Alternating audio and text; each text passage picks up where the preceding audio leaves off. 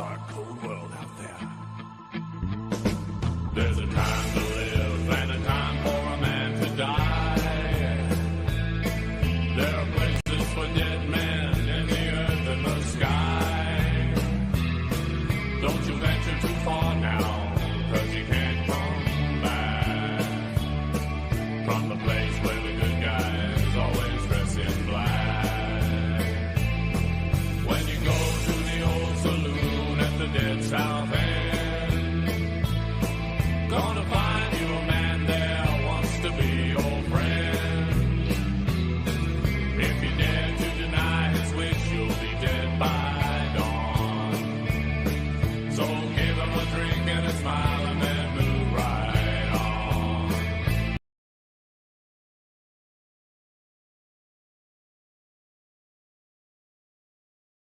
Yo, yo, yo, yo, yo, you party animals. It's Thursday night. That means we're just getting geared up and ready to go. We're going to be joining you guys in just a few minutes, so go grab your drinks, get yourself settled in, and then join myself and Papa Smokes for what plans to be a fantastic night right here on Ring Respect Radio. Make sure to get your comments, questions in, and have fun chatting in the chat.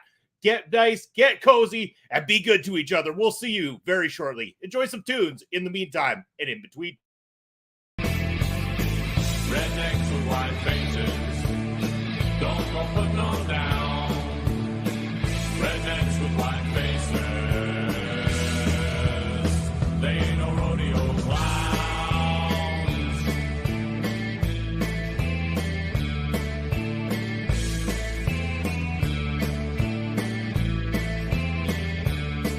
Had a dream last night where the earth began to shake. Saw a man that died on the end of a wooden stake. Saw a girl with a ring of gold and a dress of red. Saw a man with a stream of blood running down his head. Playing pool with the man in the top hat, tie and tails. Don't you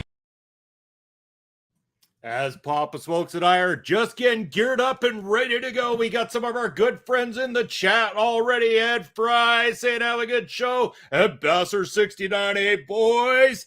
My apologies. I thought it was 4:20 today, not quite 4:20, my friend, but we will see you in about 4 minutes and 20 seconds on the nose. We're just getting geared up, ready for a kick-ass night. Hang tight. We'll be with you shortly.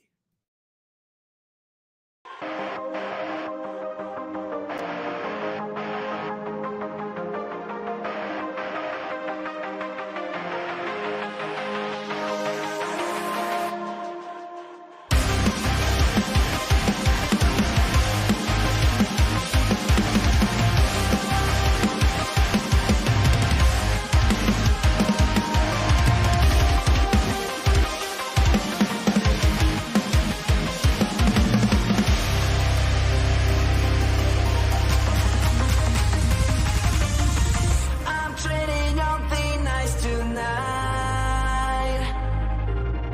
Feels like I'm hypnotized. There's no getting out. I'm trapped in pouring rain. Our time is running out fast. Stop by, I made this shit last. Burning down to the wake up call, to the sun grows cold, to the making it down. And we've got Chris Karras now joining in the chat. He wants to know, how about that hush money? Well, I'll pay you a lot of money, Chris Karras.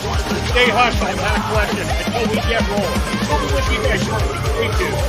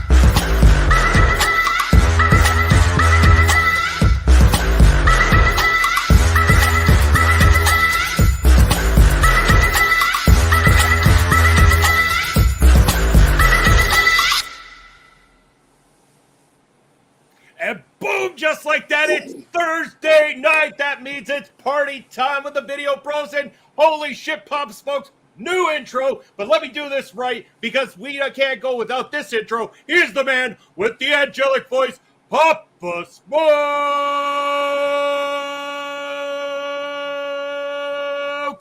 Papa Smokes, how the hell you doing, my man? Well, that was a great intro, Munson. I am doing quite fine. I'd like to give a shout out to all the wrestling people out there.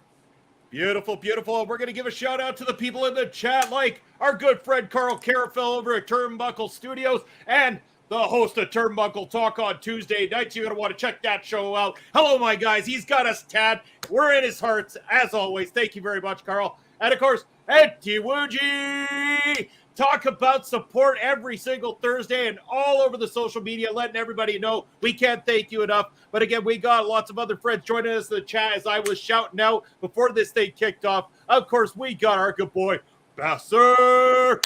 How you doing, my man? Good to see you out. We got Ed Fry stopping by saying have a good show. Ed, thank you, my man. Love the support as always. And of course, always here to get us going on some of the topics that maybe, push us a little bit in the wrong direction, but that's okay. We love him. Chris Parrish joining us. Parrish, my brunch bus brother, how you doing, my man? Good to see you as always. And we got all sorts of love in the chat going on here today. We got Parrish shouting out Carl. And again, here we go. We can't do Thursday nights without our good friend Brian Carter. Once again, let's do this. You're right, my man. We're going to have a lot of fun here tonight. A lot of fun. Because wrestling went and got fucking crazy over the last little bit here, Papa Smoke. And I'm talking very crazy over the last little bit. So WrestleMania went down, and yet that's not even the big talk. I mean, it's some of the talk, but there's a lot bigger talk that came out of the weekend outside of WrestleMania, and that comes in the form of one Vincent Kennedy McMahon. This guy once again strikes the entire professional wrestling world, Papa Smokes, with another business deal. And we're going to talk all about the business he has conducted over the decades at this point, the decades of Vince McMahon.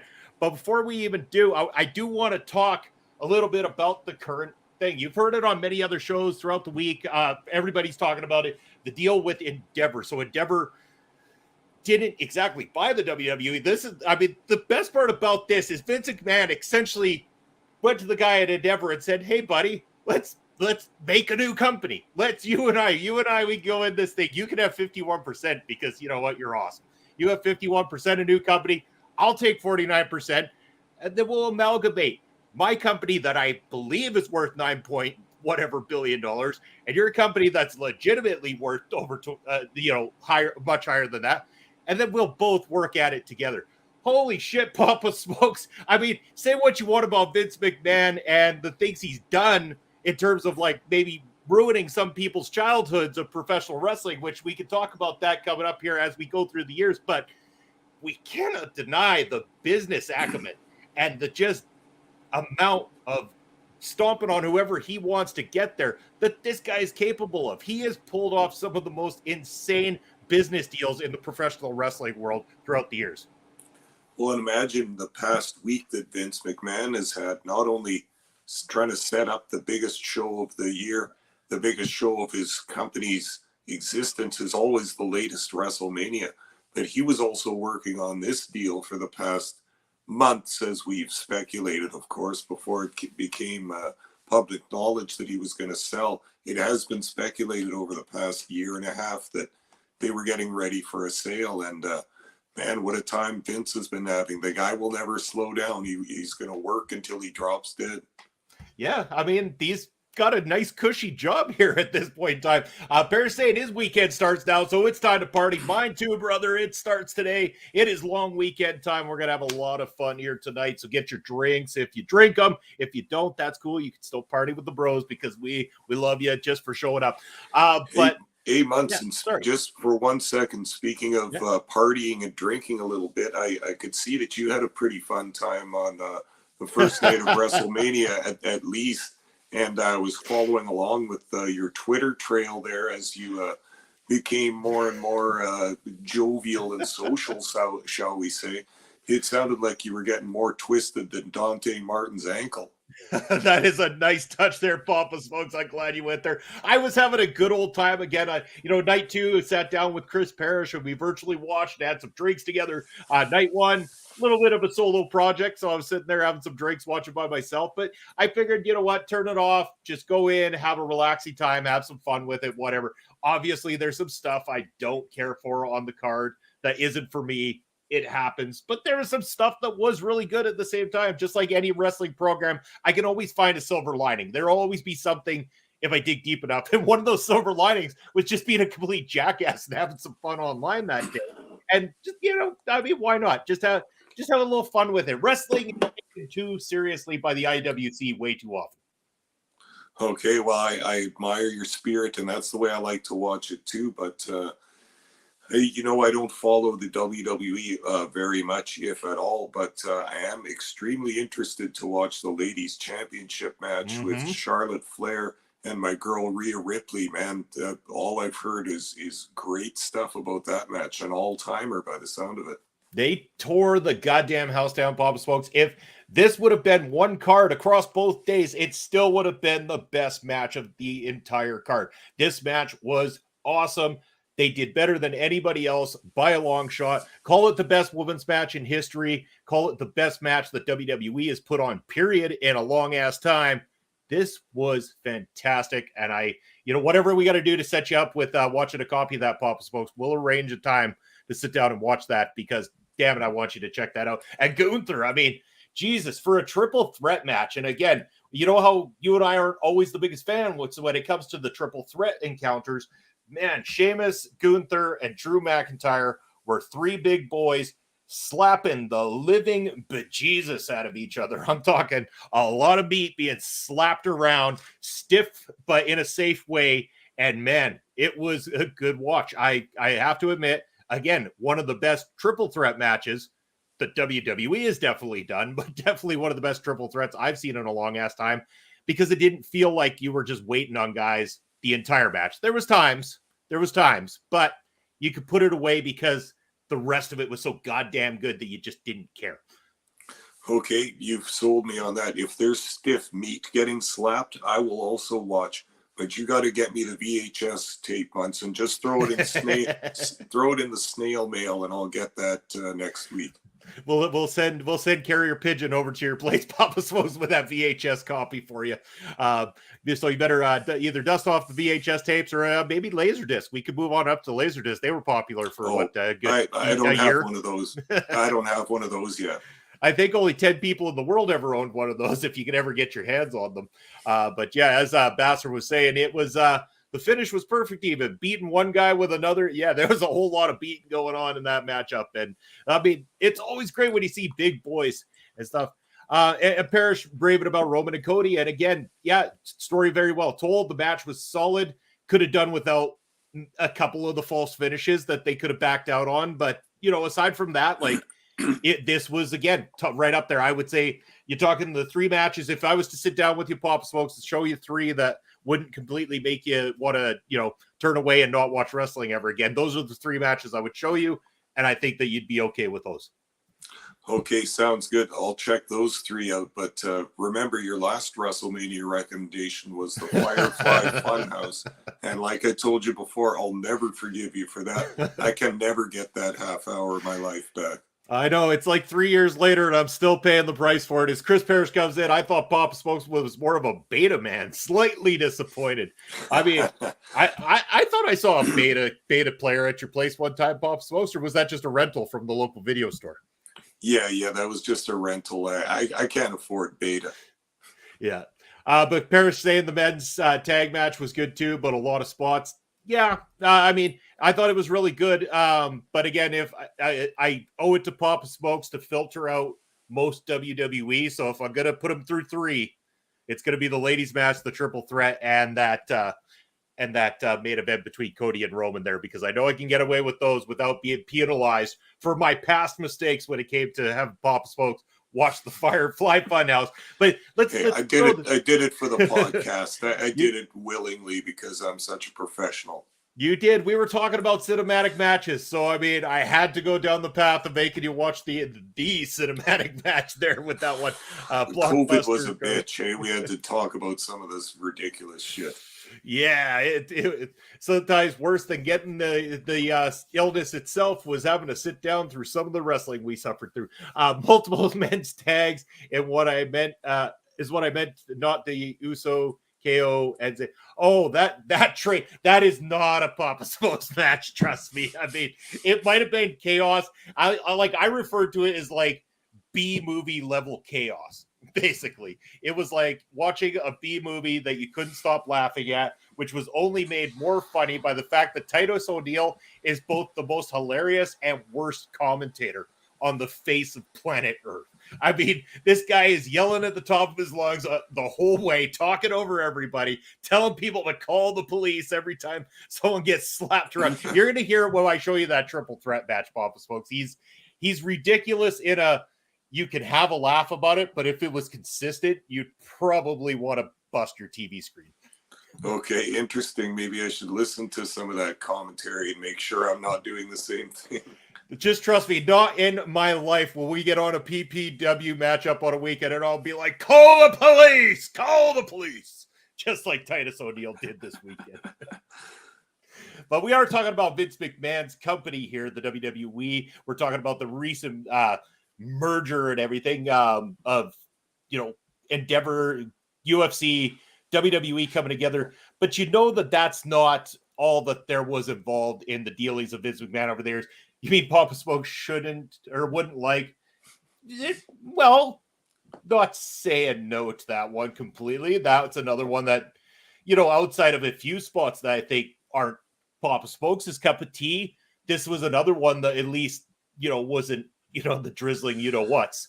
Well, I'm curious to see Logan Paul. I hear he's really quite good for limited experience, yeah. and I'm curious. I'd check it out.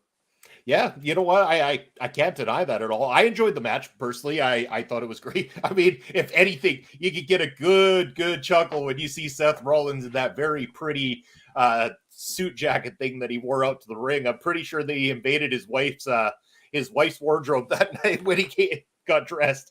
He wore it better than Becky, apparently. Yeah, I'm gonna have to take your word for it 2 months. And I've seen some of his outfits. It's wild. It's a thing, I guess. Yeah, Seth Rollins can have that one.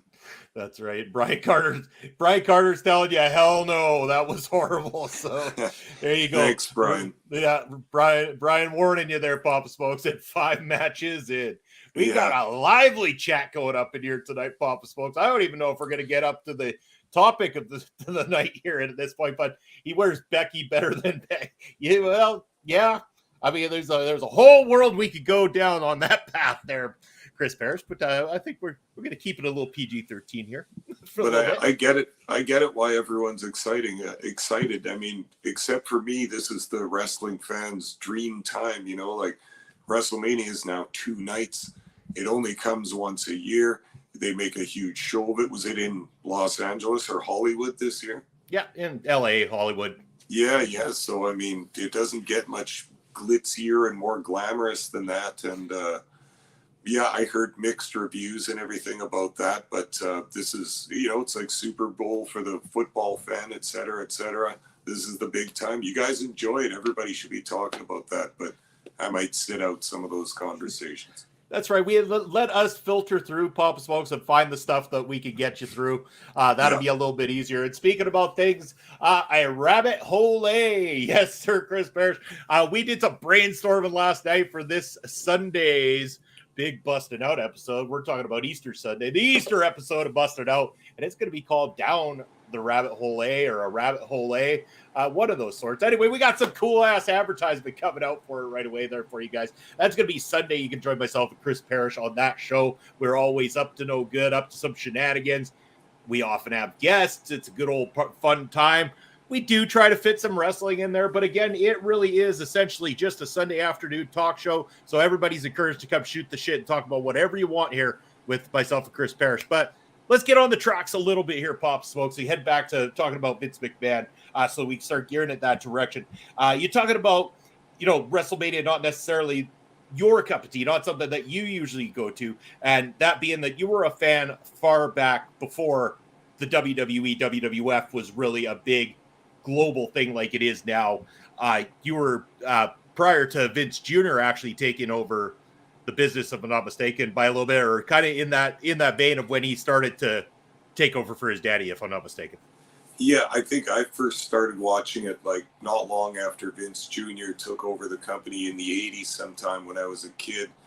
And as I've told you before, I had seen Hulk Hogan and Jesse Ventura and all the guys from the AWA just get slowly hand-picked and cherry-picked into Vince's organization. And then it became clear with the title change in 83 when Bob Backlund had been the champion for 5 years and then he lost the belt to the Iron Sheik, and then 1 week later the Sheik loses it to the new golden boy, the Hollywood blonde himself, Hulk Hogan. And you could see that was the big change that was happening. It was from Vince's dad's wrestling to young Vince's wrestling, and he changed a lot of stuff, and yeah, we'll get into the ways that all took place as far as I know. Yeah, we sure will. But at first, a big shout out to Pro Wrestling coming in saying, did someone say PPW in 16 days? Well, they did, because of course it's our boy Basser that said it, because Basser's on top of that stuff. Yes, PPW is going to be live in Saskatoon in 16 days. It is going to be a good old time. And a little birdie tells me we're going to have a friend heading our way in the form of Chris Parrish joining us. Pop Smokes, it's going to be a great old time up in Saskatoon on April the 22nd. Back on track here. We're talking about the 1980s when Vince Jr. did purchase the WWF, or I believe at the time still, from his father. He originally created Titan Sports in 1980, and it was in 1982 that at the time, for only $1 million, he was able to purchase the WWF from his father, Vince Sr., on a promise that he would never change up what had been going on for all these years with the territories, the handshake deals that he had with all the different bookers across the place. And that did not last very long before ruthless Vince Jr. went on his warpath of starting to come in, taking talent from the different places, starting to buy up some of these companies and making himself a global conglomerate, I believe is the pronunciation there. Wow. A little tongue-tied on that one, but give us a little bit of a back history into this, Papa Smokes, especially to some of the companies that were immediately affected. We're going to hold off a little bit on Georgia and Black Saturday for a little bit into this one, but kind of give us a little bit of the background of when he first started going in and started crushing the territory days. Well, sure, but even to go back further than that, you said Vince Jr. purchased the WWF from his dad for $1 million. That is on the level kind of true, but Vince Jr. didn't have $1 million at that time. I mean, Vince Jr. didn't have $1,000 at that time. So his dad, of course, made him a sweetheart deal to say, well, you can pay me back in installments, but you have to pay me all this money. I'm not going away as a creditor. And Vince said, yeah, sure, I will. And then he was, paying Tom to pay Dick to pay Harry kind of thing, you know what I mean? And he was using all the money that he was earning from his house shows to pay the talent for the next one. He didn't have any capital to put down for the company, so he was running it on fumes for the first while. And I'm sure you've heard the famous story that WrestleMania 1 was also put on with $1 million or $1.5 million that Vince didn't have. That was his big play. I mean, the company was going to fold if WrestleMania 1 didn't go over. Sounds funny to say now, but there were other companies that tried big shows like that without success. So it wasn't a carved in stone thing at that time.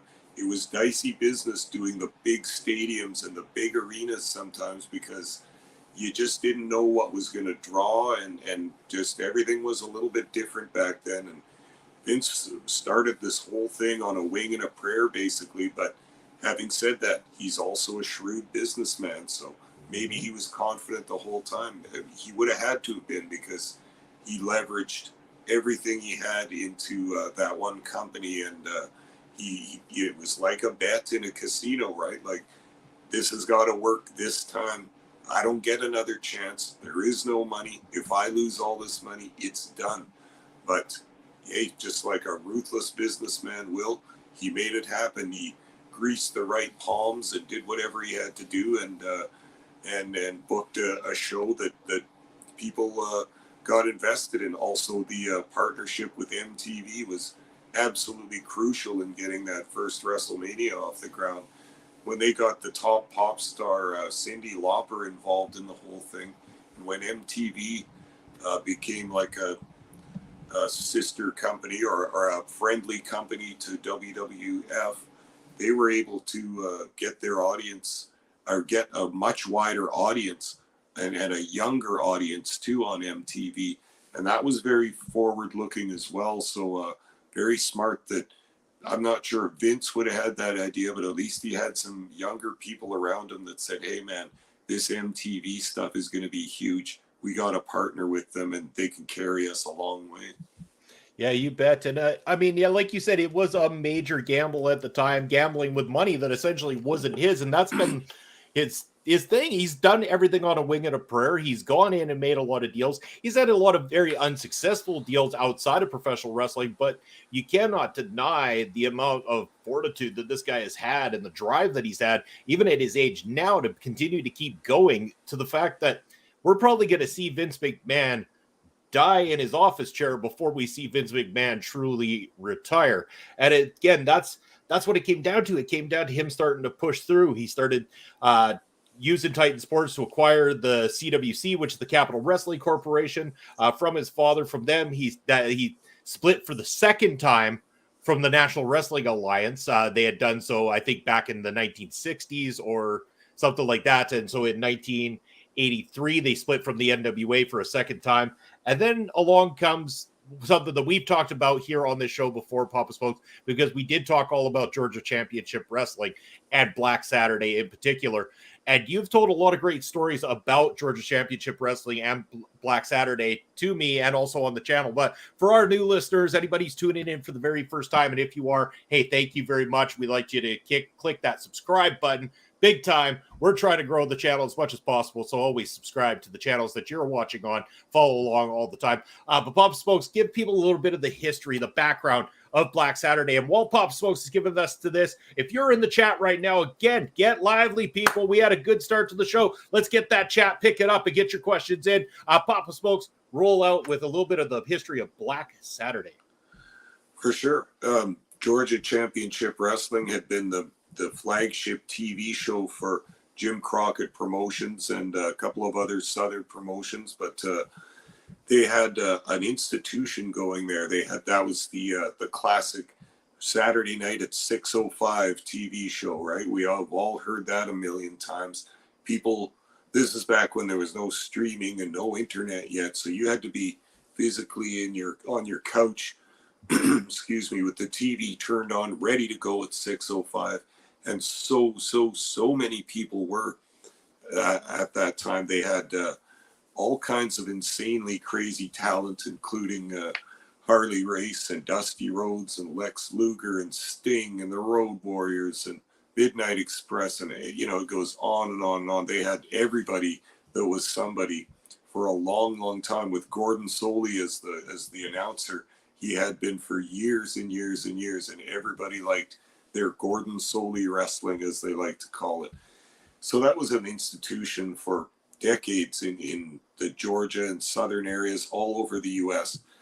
And then a lot of people think that Vince Jr. was the first wrestling promoter to take wrestling into a national cable deal.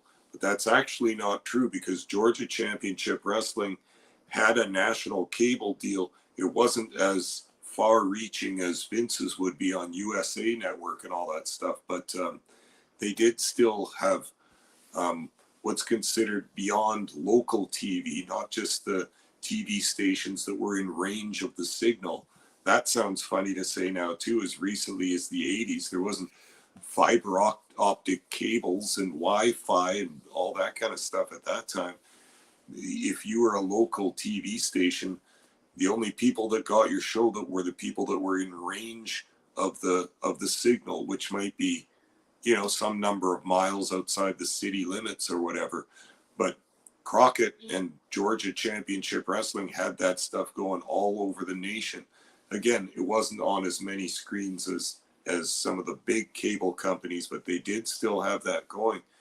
And when Vince McMahon Jr. saw that, he kind of got the idea that, wow, maybe this is the way to go. So what he wanted was Georgia Championship Wrestling's time slot. He wanted that Saturday night at 6:05. That's a beautiful time slot, as far as I know, for wrestling, for any TV show. It's at the beginning of prime time, and it's a lot of people will sit down at their TV to watch a good show at that time. So what Vince McMahon did was, with his usual business acumen, as you said before, he got to work and ended up buying that TV deal. This was another $1 million deal, and he bought the slot. There was nothing announced, nothing suspected by anybody. That next Saturday, 6:05 comes around. All the Southern wrestling fans and everybody else sit down to watch their show, and it's not their show. Now it's WWF superstars from New York, Boston area or whatever, and it was a completely different feed, and the fans lost their minds because they wanted their Gordon Solie wrestling. We talk about PPW fans liking things the way they are. This is the way wrestling fans are sometimes. They want their favorites. They want the familiarity of the guys they know, and they wanted their Gordon Solie wrestling. And it's kind of funny also because if you can watch that first Black Saturday show, the first time that McMahon used that new feed for his program, he doesn't put on a good show either. I mean, it's all job matches. It's all dark, quiet arenas. Like there's Jesse Ventura match versus a job guy.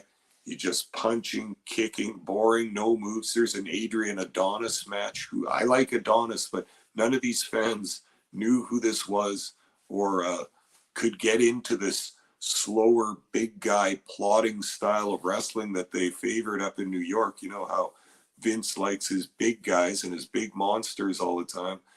And it did not go well at all. And the fans went insane.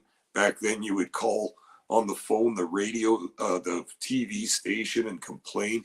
They got deluged with all the fans. They went absolutely nuts. And that was one of Vince's earliest, or probably his earliest, foray into cable TV that did not go the way he wanted. He realized he couldn't do it in some of these local markets because they weren't going to, not immediately at least, they weren't going to jump on a different product because they wanted their good old home fried cooking wrestling. So you hold on here, Papas folks. Brace ourselves. You're telling me that wrestling fans lost their minds when something didn't go their way? If you can imagine. Not like that hasn't been the talk of the entire week, for sure. But again, we're talking about a time too when that was all you had privy to yourself, was tuning into that show and seeing this go down. You didn't have the internet. You weren't familiar with these guys, except for, like you said, looking into the magazines back in the day was the only way to find out about guys who weren't working in your particular territory, weren't within your reach. So they were new, fresh faces to everybody, despite the fact that we can throw out the names right now and everyone go, I've heard that. You've heard it now. But back then, that wasn't necessarily the case. Yeah, and there wasn't a YouTube or any of these other services where you could go and type in your favorite wrestler's name and watch 15, 20, 30, 40, 50 matches by this wrestler. It wasn't like that at all. You had to take what you could get. It's funny for me to talk about that now because it doesn't seem like that long ago to me, but I'm sure to younger people it seems like a lifetime away. You bet. And Brian Carter saying that they had GCW, and we're talking about Georgia Championship Wrestling, not we won't give them their news.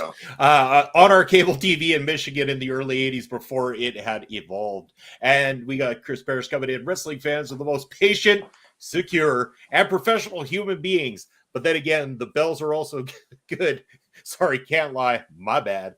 And what a cool bunch of history. Auntie Wuji, that's what we come here to do. We come here to provide that history, allow us to dig deep. And again, it takes me some deep digging, of course. But Papa Smokes, you lived through a lot of this. You watched wrestling back then, so you would have seen the evolution of everything that happened. So it's very understandable that, hopping on board with the WWE, that wasn't the stuff you grew up on. So it's hard to necessarily fall into that style of professional wrestling. Like you said, you get accustomed to a certain type, you get feeling a certain way about how you perceive professional wrestling. So when all along comes this guy that changes it up and does his style, it's not necessarily what you would have been, finding yourself involved in. As Auntie Wuji now dubbing you Professor Smokes as opposed to Papa Smokes. Oh, I have to get a pipe now, a Sherlock Holmes kind of pipe, I think.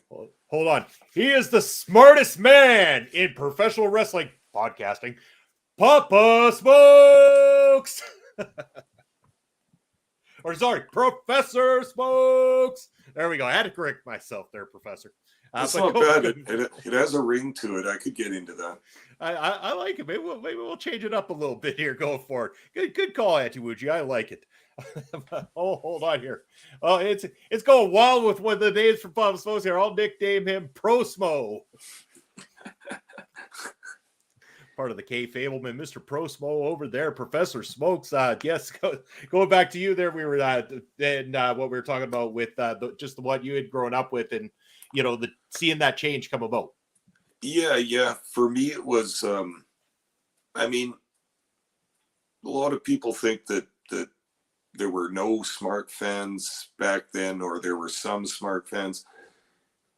As far as I know, everybody knew what was up. I mean, without the internet, even when kayfabe was still at its strongest, the fans still know. I mean, you've seen a boxing match, you've seen fights at school, you've seen fights in the parking lots of bars. You know what a real fight looks like, and I mean, everybody knew kind of what was up. And my brother and I read a lot of the After mags and some other mags, which also kept kayfabe, but you got little peeks here and there, and you got little hints. And if you were clever, you could kind of figure out some idea of what some of the business happenings that were going on. And like I say, in Winnipeg, we got a TV feed from Detroit. So we got AWA wrestling, and I watched that from not my early childhood, but in all my teen years, like maybe from age 9 or 10 till whenever AWA closed. But that was the show we got, based out of Minneapolis, I guess, and we went to the live shows. They had one a month at the old Winnipeg Arena, and we could tell what was going on through the magazines. No message boards, no Twitter, no nothing like that, but you had to kind of get the hints, and they were there. And we knew that, oh man, our roster for AWA is dwindling here, right? And we started getting Maple Leaf Wrestling on a different channel, which was, of course, which a lot of people remember. It was the show, the WWF show that came before Saturday morning WWF Superstars. There was a show called Maple Leaf Wrestling, and it was just did tapings in Toronto, and that was where you got everything. That was the WWE show that we started getting, so we could see the guys were missing from our AWA roster, and then we would see them on the other show up.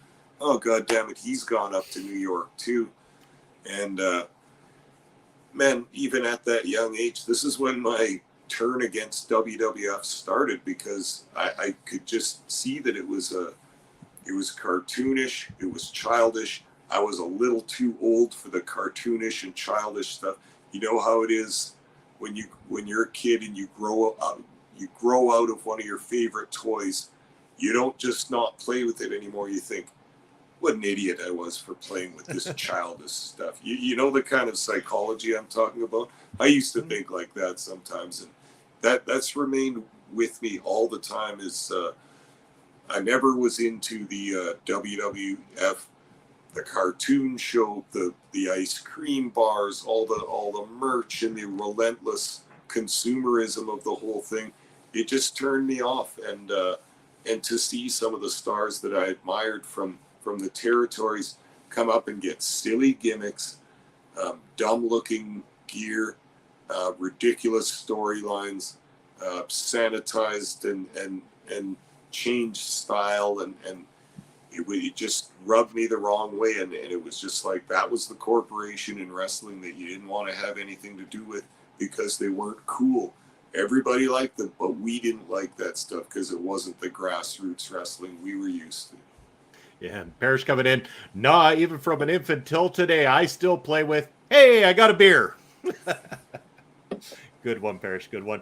But again, I know exactly what you're talking about, Papa Smokes, because you get to that certain point in your life where you kind of, you do look at what was I thinking, but then you become a jaded adult and go, what was I thinking giving up on it? Because now the shit's worth a lot of money, so I should have held on to all my old toys and stuff. But, it's just one of those things. So I completely understand and respect it. And a lot of the territories were crushed, destroyed, taken over because of Vince McMahon either buying them out or, like you said, with AWA, just taking all the talent to the point where Vern just couldn't keep operating. There was nothing left for him. So just bleeding them dry. And that's what Vince has done for a lot of years, is bled wrestling companies dry and gone to war with them. Is, for the very few that have been able to step up to him and give him a bit of a challenge, he has done a great job at putting them out of business as well too. And that was seen once we start flash forwarding to modern times. And again, what a lot of people will be more familiar with was when he purchased we could go to 2001 purchasing WCW and ECW. We could also mention Smoky Mountain Wrestling, another one that he purchased at I think that would have been in the early to mid 90s, because then they started doing the crossover. Some of the Smoky Mountain guys were starting to cross over, bring some of the Smoky Mountain belts to WWF television. And then it was in 2001 that he picked up WCW and ECW. So again, taking over the company that Jim Cornette had created, that he was trying to give a different feel and try to really work on getting those guys up to being able to be the global superstars that he knew he could get them to. But that's when Vince came in and like, hey, stop creating them over there. Why don't you come work with me? Come over here. And again, as the story goes, Cornette went on to make Vince a lot of money when it comes to the stars that he created in that company and helped train. Yeah, for sure. And talking about Cornette, it shows the value that he had to Vince McMahon, because all this time, you notice how Vince and WWE never bring up the names of other companies or anything. We have seen a couple of small exceptions to that. We've seen Mickie James come out to the Royal Rumble wearing an Impact belt. There have been a few small exceptions to this, but I remember watching that in the 90s when all of a sudden Jim Cornette's there with the Heavenly Bodies, Dr. Tom Pritchard and Jimmy Del Rey, with Smoky Mountain belts on, and the commentators are talking about, these guys are from the other territory, Smoky Mountain Wrestling. I couldn't believe that they were bringing this up, but of course, this was Vince's first foray into wanting to have a training federation to bring, to get some of his signees working out, training, getting experience on TV under someone that can teach them the traditional wrestling ways. And I mean, Cornette making money out of that too. So it shows you he was a valued employee of Vince. And like you said, he did a lot of performance and a lot of backstage stuff, including television production and all that. Yeah, what a guy. He had quite a run in WWE. You bet. And Papa Smokes, as we were talking there, a lot of cool people just started talking in the chat again. We're fired up. So again, let's go back to the chat again. We gave the little bit of a sign there, but hello, Astrid. Thanks for joining in. And she said that she loved that moment for Mickie James. So did everybody, because Mickie is fantastic. And she got the raw end of the stick when it came to her run over in, towards the end of WWE anyway. I think that they could have very much utilized her fantastic talent in that roster a lot better, and her treatment could have been better. That is a personal opinion. Maybe other people feel differently, but definitely with you on that about, loving that moment for Mickie. and Brian Carter coming in, it's more about buying to put them out of business. And you're not wrong. It's whatever he has to do. It is ruthless business. That's what he is all about. That ruthless aggression that he's got there to take out his competition. And he's done it for years. Parrish also mentioning that one of the moments was Ric Flair coming in and using Big Gold coming over from the WCW at the time and being able to use that. Love this comment from Vassar. Have you seen what Vince McMahon looks like recently, Puff? I showed this to my wife and we were in stitches laughing at me for a good 5 minutes straight. And I'm not trying to be mean. It just looks so funny because if you've seen Vince a couple years ago, he looked like he was at the end of his days. He looked horrible. And then all of a sudden he reappears out of nowhere. And as Vassar says, he looks like a cartoon villain with that stash and that jet black hair. Man, that is something else. Is about to tie someone to the train track. Now there's some history for you, some cartoon history, and Vince McMahon is bringing that back to life. Brian Carter coming in. He bought all these companies, and we ended up with less wrestling, at least back then. And that's what it's always been, especially like once he bought like the companies in the late 90s, early 2000s, especially, there was nothing. Like we saw the formation of NWA TNA wrestling come about slowly afterwards, but they had a long ways to go to try to even be in the same category because now Vince McMahon owned all those catalogs, owned all those libraries. He owned every bit of deals out there, and he was making it damn near impossible for anybody to establish anything in the professional wrestling business at this point. And just like B. Carter was saying, that you can be aggressive in business. I mean, look at the model of what an aggressive corporation like Starbucks does.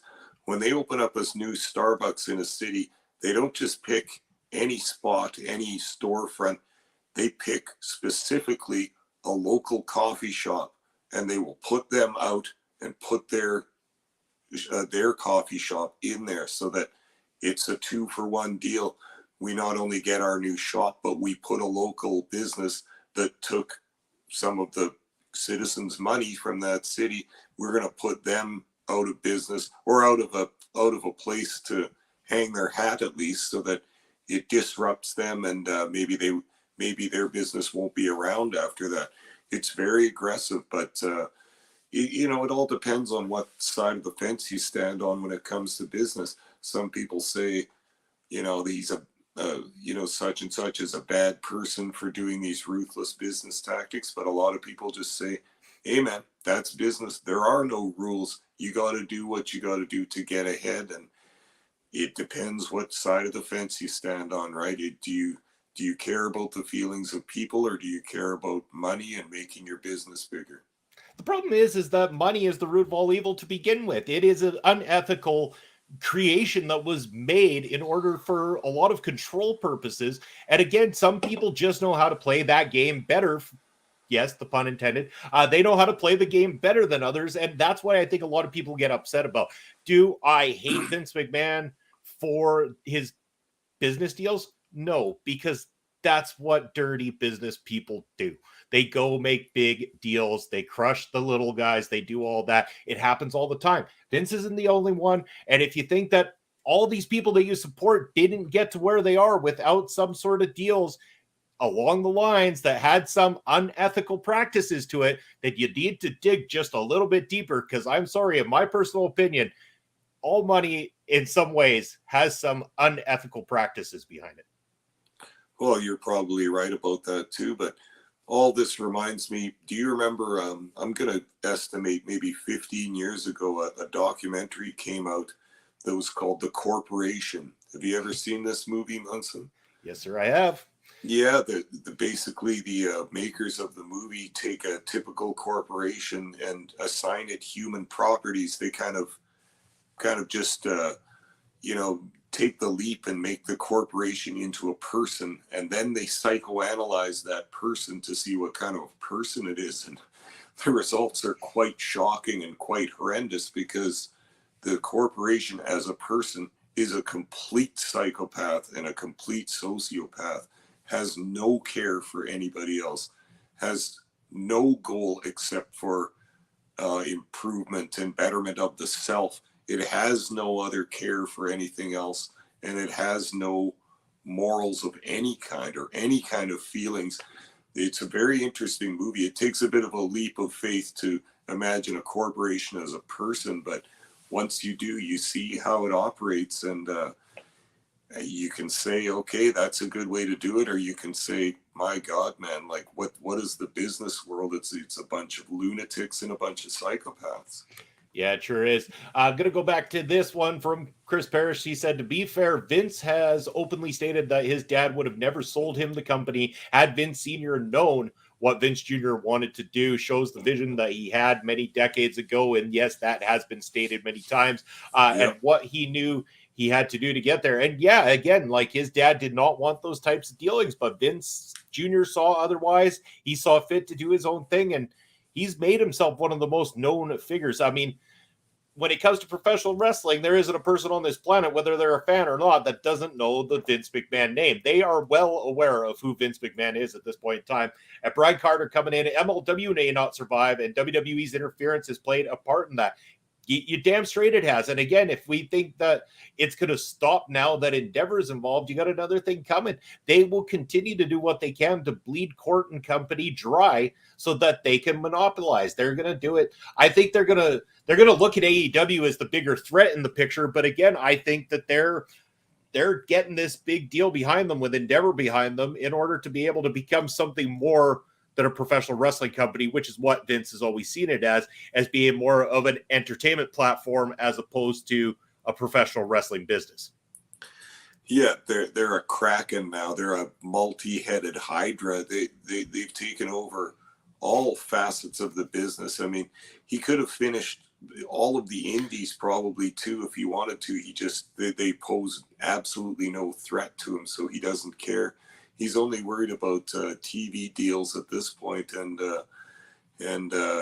there's a lot of bad stuff that he's done as a businessman, and let's not forget some of the deals he's made.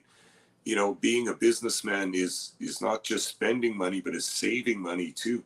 Think of when Vince bought Stampede from Stu Hart for $1 million. Bought it. Said you can't run ever in Calgary again, bought their whole library, bought everything and got everything, and never paid Stu. Yep. And I'm not sure why there was never a lawsuit or anything about that, but it's a well-known fact. He never paid him a goddamn cent from that deal. They had a handshake deal, and Stu had dealt with Vince and Vince's father many times before, but it was a new game now, and Vince's handshake didn't mean shit at that time, obviously, because he was doing big deals and not paying anybody anything. Yeah, and we got, as we see Basser saying, maybe UFC will take Ronda back now. I think that's at the top of every WWE fans list right now for sure. Noob coming in. Noob, how you doing, my friend? Fans, especially the wrestling fans on Twitter. Oh, man, those fans on Twitter, there's something else. Hold a personal grudge against Vince McMahon like he's destroying wrestling. Correction, fans on Twitter. He's not destroying wrestling. If you listened earlier in our show, he did that many decades ago, so it's okay.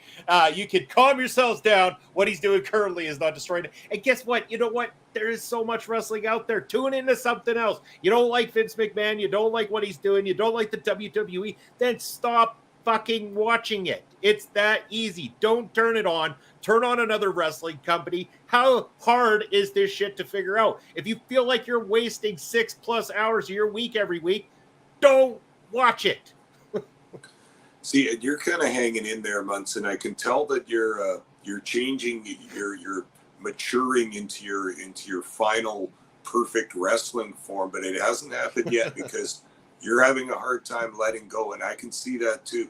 I've also been there. There was a time after the territories all closed up and there was no other choice of any wrestling to watch but WWE, where I kind of just thought, okay, I guess this is where we're at. I guess I'll just watch this stuff. And I had a little run of watching a bunch of Raw, and this was before SmackDown, I think, but I had given up on it. I thought, well, if this is the only wrestling I get, I'm going to watch this. But again, aside from a few good moments here and there, including Brett versus Austin, the Iron Man match, and Shawn versus HBK versus Bret Hart in their hour-long match, and there were a few of those Royal Rumbles, especially that 91 one that Ric Flair won. There were some 92. There were some really, really classic moments all along the way because they've always had the top talent and such. But it took me a while, but I don't miss it anymore, and I don't want to. I just don't want to consume the product. I don't want Vince to have my money, and I'm not much of a boycott guy, and I'm definitely not a cancel culture guy. But I don't like the kind of stuff that Vince has been up to over the years. Not only business things, but his business transgressions have been the least bad things that he's done. Let's not get into this right now. I'll end up getting sued without proof. But some of the cases that have come up over the years involving much more criminal acts than that Vince has covered up and taken a blind eye to and stuff. It makes me feel dirty and greasy, and I don't like that. I just want to distance myself from Vince and his company.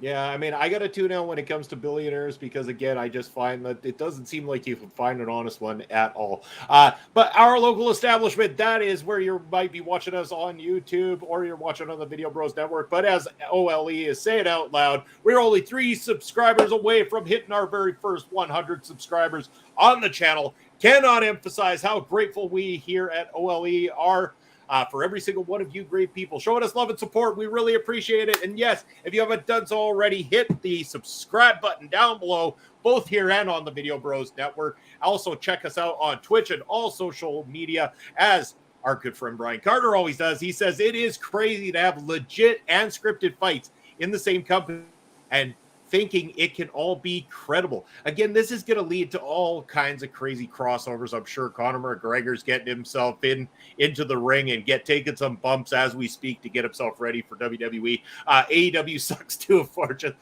And that's the problem. I wish they didn't, because there's talent there. They promised a whole lot of a more sports feel, which is what I wanted. I got excited when they started up, and then they gave me WWE Light. Is all I got out of them so far. But again, hopefully they change that up. Hopefully they'll get better. I don't want wrestling to fail. I am not against WWE. I'm not against AEW. I'll stick with WWE, Papa Smokes, as long as they can give me something worth tuning into. Like you said, when you want to watch a wrestling card, you want to watch a wrestling card. But again, I stress, if you're frustrated with the weekly television, turn it off. I don't watch Raw. I don't watch SmackDown. I'll watch premium live events because, hey, there might be a few good matches and I don't have to sit through hours worth of hokey BS on the microphone or stupid promos backstage that make no sense. I can get down to some wrestling and some of which can actually be quite good. So again, that's where I am hanging in on that thread, as you say.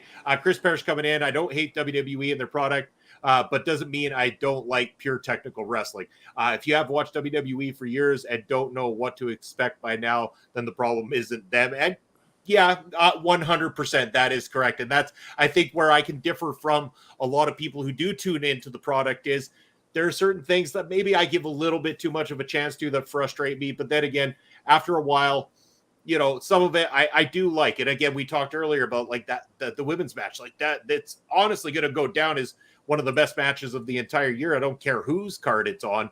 It was just that good of a pro wrestling matchup. They tore the house down. It was fantastic.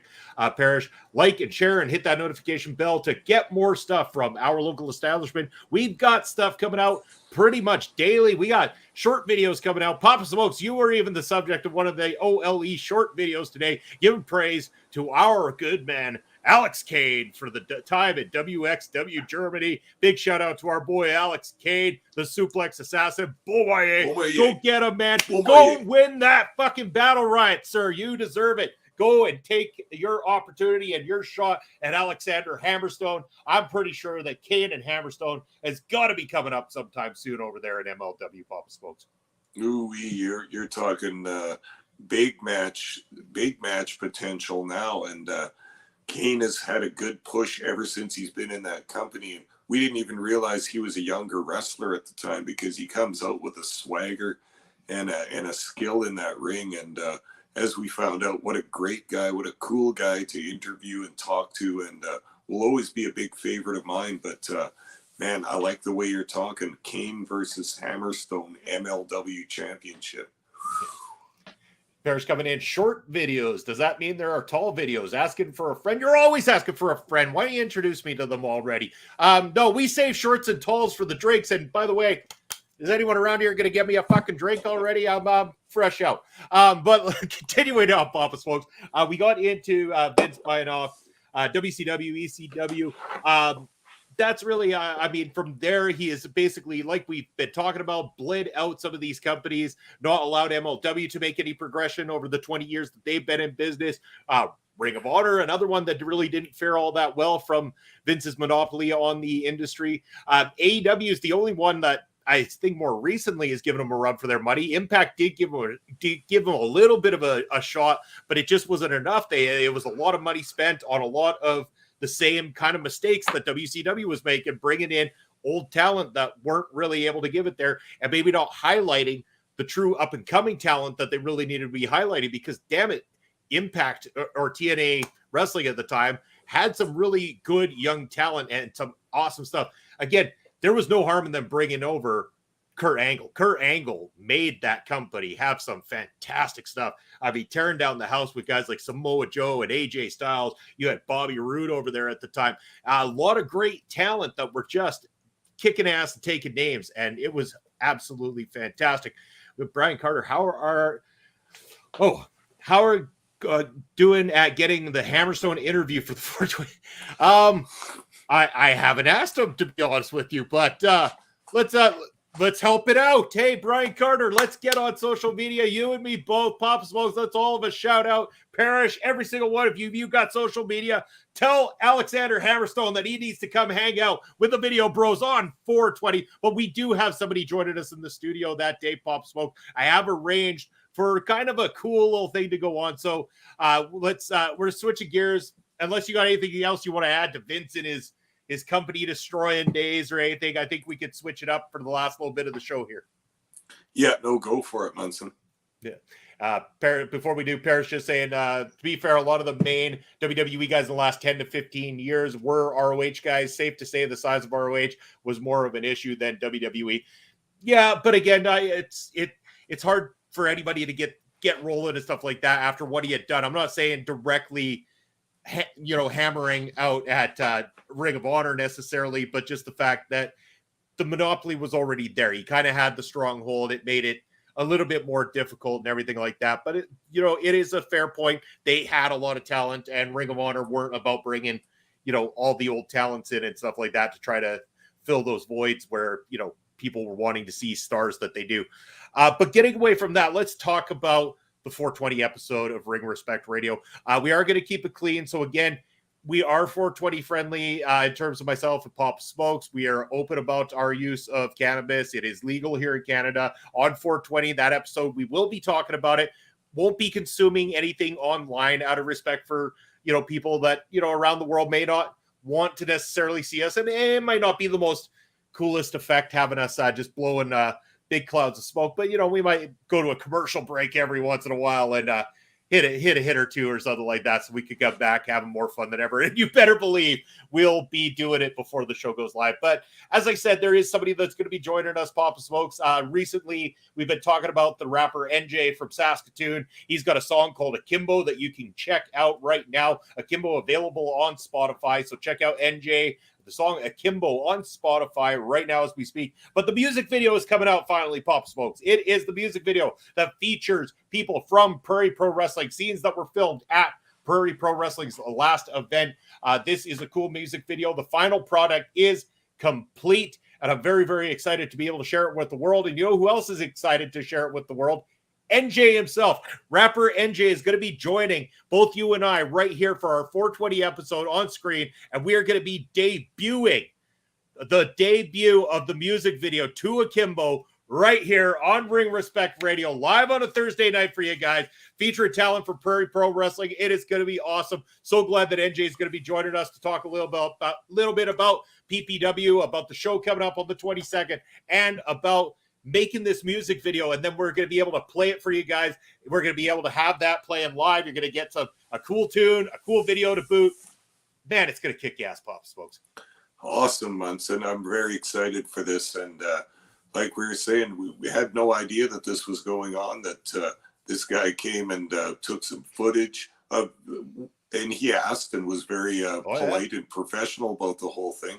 Yeah, absolutely, man. Let's put some PPW wrestling footage into a rap video. And now I've watched this too, and the guy's got some skills on the mic. He's a good hometown local rap product, and I'm very excited to talk to him, pick his mind about what he likes in wrestling, and some of the crossovers between music and hip hop and professional wrestling. Papa Smokes, I hate to interrupt that thought, but we've got a subscription here on the channel, Anti-Woogie. You know what that means. It's a spin of the dollar sign. Thank you for the subscription. So glad you did that for us. Appreciate the support. Much love for the subscription. Thank you very much. Awesome. But Brian Carter, I'm surprised WWE didn't try to crush PPW over the gimmick battle.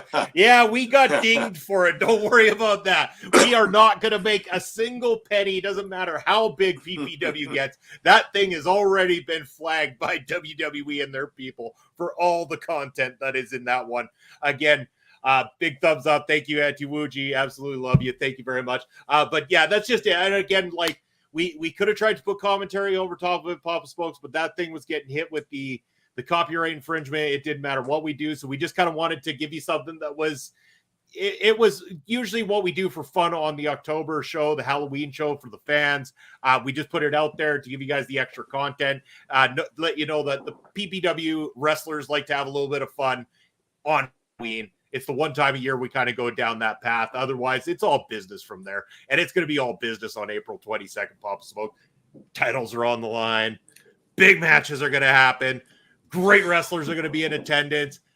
I almost think there's going to be some sort of cool visual effect of some sort at this show. Just something I'm thinking might be something in the works. I'm not sure, but maybe. So what do you look for? Some kind of holograms or some kind of moving pictures? Is that what you're talking about, Munson? One of those moving pictures, moving picture lanterns, kind of where it spins around. Seems we got people here. Should I? Actually, no. You know what? I was just thinking I should give you guys a sneak peek of something I've been working on. And I thought I can't do that because we're gonna get dinged with copyright infringement over the music. Because again, most of these guys don't use their own original songs or anything like that. So I don't want to get any copyright strikes against the channel here. Try to keep it clean. So unfortunately, I can't show you, but let's talk about it for a minute. I'm not going to allude to it anymore. If the project is done in time, and it is about 65% done, we are going to have video intros for all the wrestlers at the next Prairie Pro Wrestling show. I've been working hard on these things, getting them all prepared here, Papa Smokes. It's been a cool experience. These things are over and above the ones that I had done previously for High Impact Wrestling, and I'm extremely, extremely proud of what I've come up with on these ones. Well, I've heard you talking about it during your labor of love, and it's an exciting project. I'm excited for you, and I know you'll do good work. The last ones you did years ago were pretty goddamn tight, so I'm imagining now for PPW, you've learned more, and PPW is more your pet project, Munson. I know that, so you're going to give it that little extra oomph, and I, for one, am extremely excited about this. Yeah, you know what? You know, even though I could give you a little taste of something, I guess, for the fans. Maybe I give them a little something here. Yes. Without any audio to it. That might be something that we can arrange here for you guys. So if you just hang tight, hold on. Before we get there, we've got Bastard. Stephen Crow's theme is original, I believe. No God. Bastard, don't try to call. I've been drinking, man. If you get me in trouble, I'm not going to be happy about it. Is there one of my grand entrance on April 22nd? whatever you want, buddy. We'll get you something. I know people. I can hook you up with something there for sure. But I am just going to go ahead and I'm going to share my screen here with you guys momentarily. If I can find the right one, we will go over here and we are going to bring up this one right here, I believe. You guys are seeing that, I believe. Pop Smokes, can you confirm for me that is up on the screen? Yeah, there's some thumbnails up there. Okay, perfect. Okay, we are at least that far. Are we seeing my Phil Deadly one now? No, probably not. Not yet. Not yet. So I shared the wrong damn one. Let me just rechange this here for you guys. Hang tight. Okay. Parrish, I'm not even going to justify that with putting you on screen for that one, buddy. You're really trying to get me in trouble here. So I'm not falling into your traps here, but not at all tonight. But here we go. We will share the screen and we will try one more time to get the right clip up. There we go. That's what I was looking for. And again, you guys can see this now. This is where it begins. There will be music to it. There's going to be scenes of the guys from their matches as well too. But this is just a short example of what I've been working on. Here is Phil Deadly's piece. As we start to play that now, we got the fire in behind and the too damn deadly Phil Deadly. So, I mean, it's short and simple just like that. Like I said, it's then going to have pieces of the guys and their entrances and things that they've done in Prairie Pro Wrestling backed up by their music. I haven't attached Phil's music yet, but his is an original piece. So, unfortunately, I wasn't able to play the full video for you just yet. But Stephen Crow's is a cool one too, buddy. Passer, you'll like it. I did a lot of cool stuff for these guys. It should be really cool. I'm hoping it'll be ready to go, and I hope that the boys will all be excited to be able to utilize these at Prairie Pro Wrestling.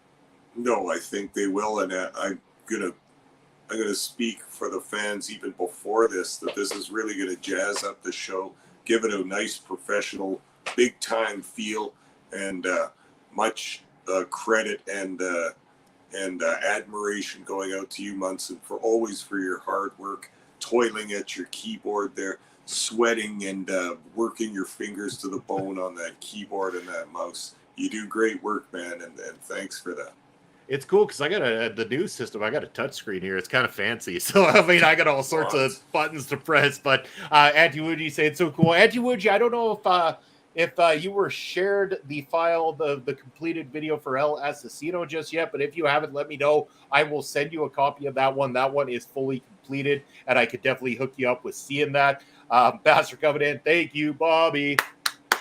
Thanks, buddy. I do appreciate it. Again, it is a labor of love, like you said, be putting in this dedication, whether it be to Prairie Pro Wrestling or to the channels that we run and operate as well, too, Pop Smokes. I love it because of this, because of all the people that show up here on a Thursday night, because of the people who come to a live capacity for Prairie Pro Wrestling, or the hundreds of people watching around the world that tune in on the weekend. I've always said to myself since I was young, I wanted to do something to give back to people, to make them smile. If I could do that, if I can make one person smile, I'll be satisfied with the work I've been able to do. And I've been able to do that many, many times before. Basser, also thanking you, Pop Smokes, because again, carrying that camera down at ringside there, it's a big job. It's a big thankless job a lot of the time. There's only a handful of really, really cool video bros that could do a job like that. And it's a tight-knit community of us, but we might be growing +1 here pretty soon, Pop Smokes. We might be expanding the video bros.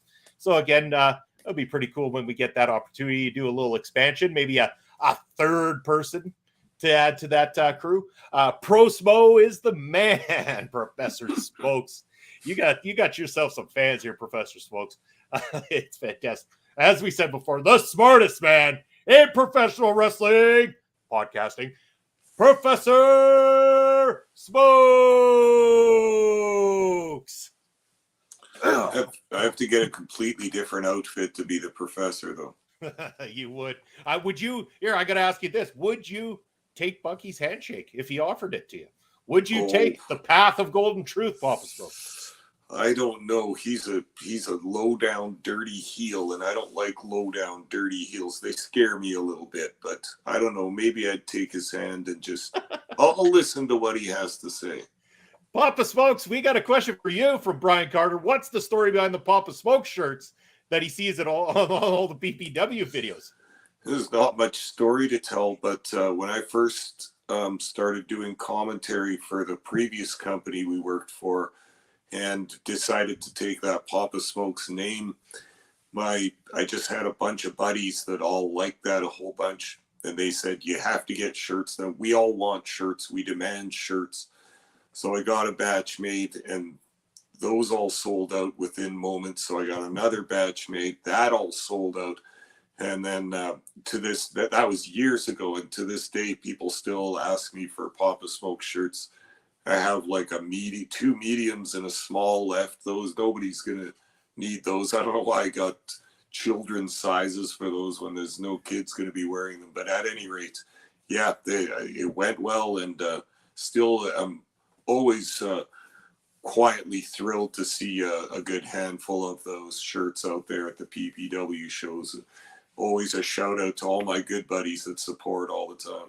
Yeah, and Auntie Woody saying awesome shirts. Parrish saying he'll take a medium, but you better save a couple more of those for the Wall of Fame there, Papa Smokes. I think you should hang one of those Papa Smokes shirts and keep it as a memorable item. It's for yourself as well too.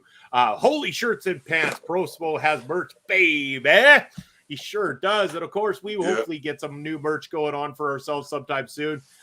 Just because maybe we need to get some ring respect type shirts or something made up, Video Bros shirts. Yeah, then of course we also need some OLE shirts. Again, I think people would love to be sporting some OLE, Video Bros, all kinds of merch. Hey, maybe we can figure out where they can get themselves something like this, and we can start marketing these babies right here. You can get a spinner $ just like that.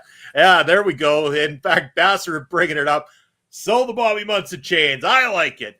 Do it. And how about the K Fableman shirts? Yeah, the K Fableman. That's the two of us, along with our good friends Carl Carafel and Chris Parrish, making up the team of the K Fableman. That would be a great shirt. Munson, for your shirt, it should have that chain and medallion just printed on it with whatever logo goes underneath. That should be part of the shirt, I think. You should get one that looks like, those shirts that you could get that makes it look like you're wearing a tuxedo or whatever, and then just have the gold chain down the middle right there. That's the shirt for me. I like the sounds of that one. Money Munson, it says. That'd be perfect. I love it. That's right. Get Munson on the back. That's what it can say. And again, for anybody not aware of what Get Munson means, either tune into the movie Kingpin, where my Uncle Roy can be seen in great fashion, or you could just know that getting Munson is a term meaning being up shit creek without out a paddle or having the whole world in the palm of your hands and blowing it. We got Chris Parrish coming in. Man, this is a lively chat tonight. Get a bow tie that looks like the chain. That'd be great. This chain's going to be on display at the next PPW show, just like it was the last one. Thank you again to Bassard for this fucking beauty. I absolutely love it. But Papa Smokes, I think we're getting to that point of the night where we're going to start winding it down. It's about that time. We're going to start getting ready to consider a raid out. And again, if you are following us on Twitch, I want to encourage you all to stick around a little while longer so that we can give a full maximum amount of people over to our raid. And again, if you could just hang in with us for a few minutes while we get a raid going up, I think we're going to raid out to our buddy Heel Kevin. Man, that guy is just straight fire. He has done some great signings as of late. He's doing some great things all over the world, and want to be able to show him some love and support as well too. But Papa Smokes, before we raid out, we got to thank our sponsors. It's Rogue Energy, rogueenergy.com for the everyday alternative to the everyday average energy drink you find in the Superstar. You're going to want to go to rogueenergy.com. They're going to keep you hydrated and keep your brain refreshed. You use that promo code OLEPODS for 10% off of your order. Auntie Woody saying, good show, guys. Thanks. At 16 days from Vassar. Again, thank you very much both for stopping by, but please make sure to stick around just a while longer so we can get that full out raid over to our good buddy Heel Kevin in just a moment. Papa Smokes, in the meantime and in between time, I got you a ticker. So where can people find you? What? I get a ticker now? You got a ticker, sir. Well, I don't even have to say it then, do I? People can read it. They can read it, but I want to hear it. Where can the people find you? All right, Munson.